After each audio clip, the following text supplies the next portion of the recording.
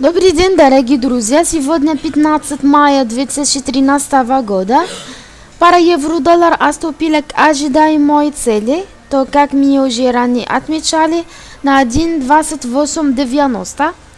Поэтому мы хотим, чтобы вы воспользовались нашими прогнозами. При следующей торговле мы ожидаем дальнейшего снижения цен после нарушения вниз восходящего клина на первом часовом графике.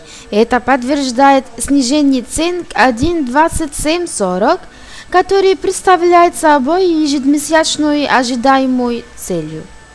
Мы также обращаем ваше внимание, что сегодня мы ждем выхода многих важных новостей по экономике США, и мы рекомендуем вам контролировать эти данные, и любой ралли евро-доллар будет представлять хорошую возможность для шортить этой пары.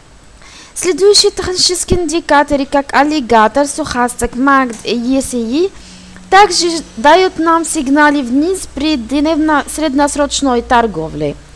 Вот все я хотела сказать на сегодня. Для подробной информации, пожалуйста, смотрите наш сайт mbcfx.com. Желаем вам прибыльных торгов на рынке Форекс. Огромное спасибо за внимание и до свидания.